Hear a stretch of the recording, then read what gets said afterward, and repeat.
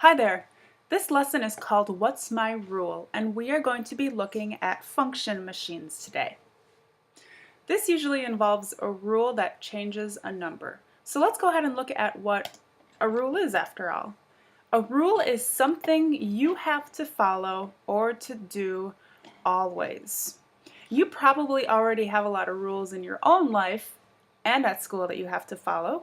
Some examples are you must always walk in the hallway. That's a rule. Another rule is that you must always wash your hands after the restroom. Another rule is that you must acknowledge that Mrs. McPhail loves squirrels. We all know that one's true. But let's be serious for a minute here. There are lots of rules in math.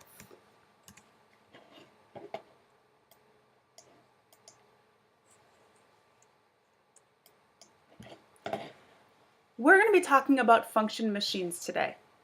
So this is an example of a function machine right in the middle of your screen, and how it works is that a number, which is what we call the input, and we represent it with the word in here. So a number is dropped into this machine, and this machine is hungry, right? So this machine is going to change the number according to a rule that you'll find in the middle of the box here.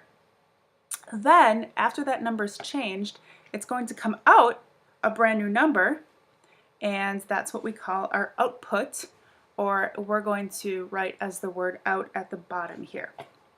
Sometimes you'll see function machines like this, and sometimes you'll see them in different ways, but they're all the same thing. For example, here's another way that you might see them. The rule will be listed at the top. Maybe it's to add 2, so you would add 2 to each of these in numbers to get your new out numbers.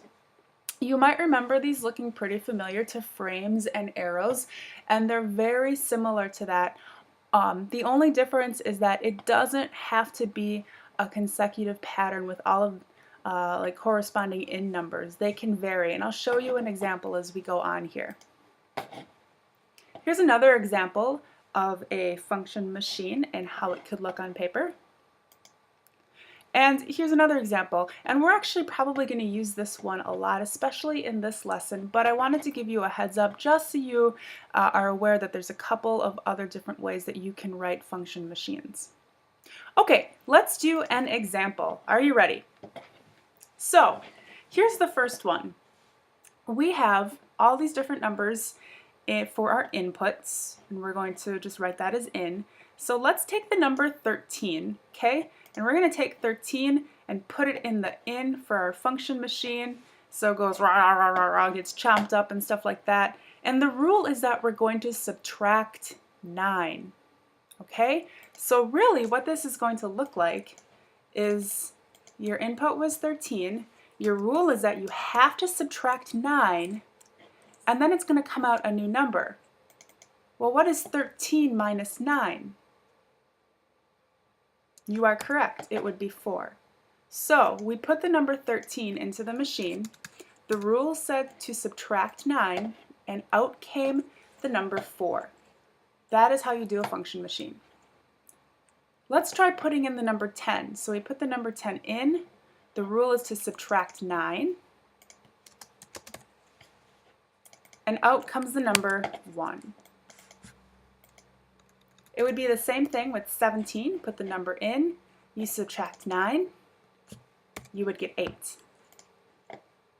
If you put the number 18 into the function machine and subtract 9, you are going to get 9.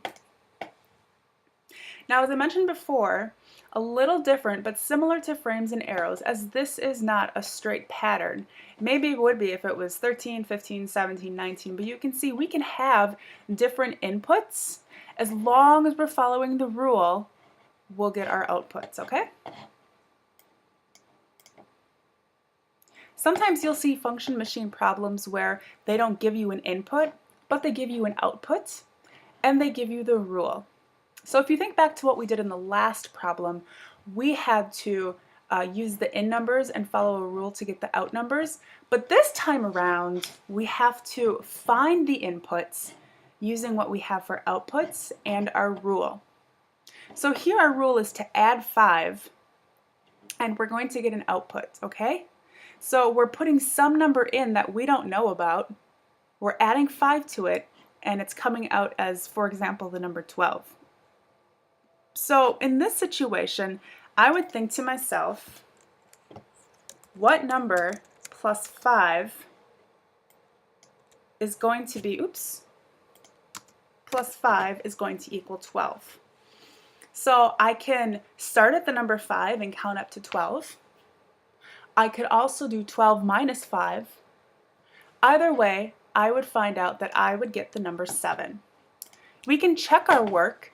7, if we were to put it in, add 5, out comes the number 12. We could do the same with the rest of these numbers. If we think about what number plus 5 gets us to 15, we know that 10 plus 5 will get us to 15. If we were to do 26, what number plus 5 would get us to 26, or 26 minus 5 would be what number?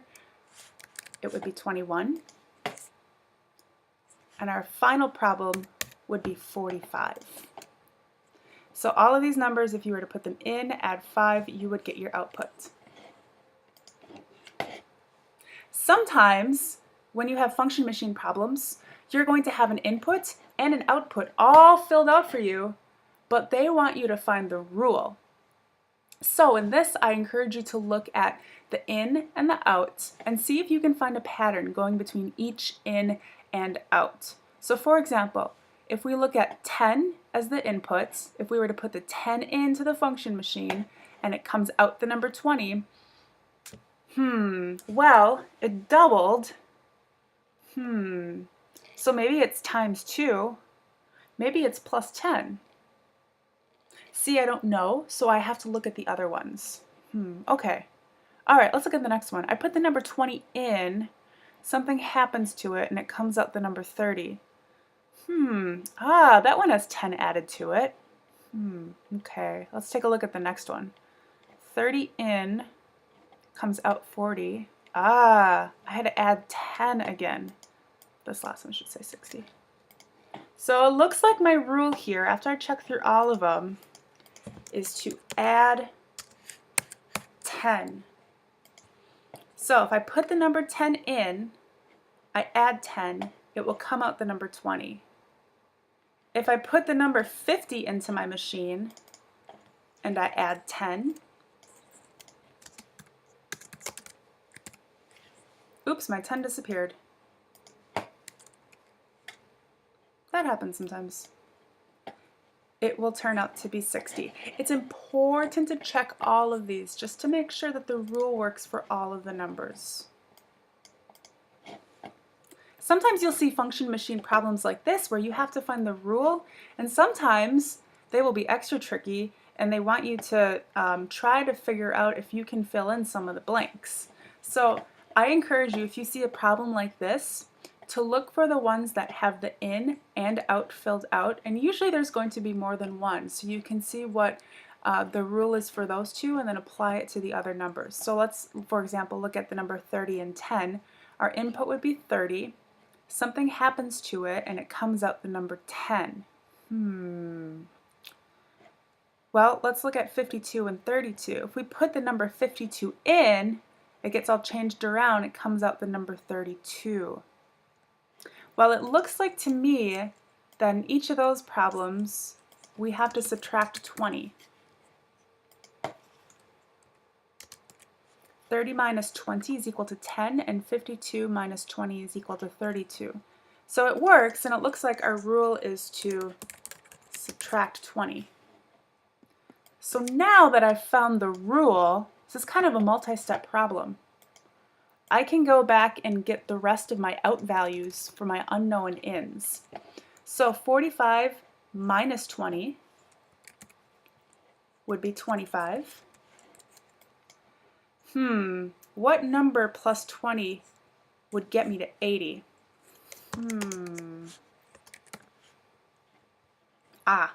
It would be 60. I'm sorry, it would be 100. See, even Mrs. MacPhail makes goofy mistakes sometimes.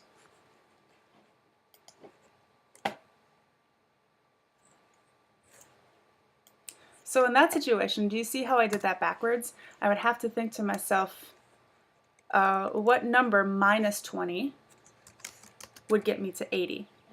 So that would be the correct way to do that. I apologize about that. It is okay to make mistakes in math as long as we catch ourselves and correct ourselves. So we know that this one would be 100. Okay, one last type that I want to make you aware about, and they don't always have to be just like subtract 20 or add 5.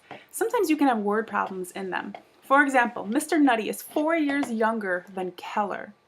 So we know that Mr. Nutty is 4 years younger. He's going to be in the out column, but we need to find how old Keller would be. Okay, so if Mr. Nutty is 4 years younger, that means that Keller is going to be older. Okay, so if Mr. Nutty is 9, we know that Keller is going to be 4 years older. So Keller would be 9 plus 4 is equal to 13. So the rule in here would be to subtract 4. So you can see how that could be a little tricky sometimes.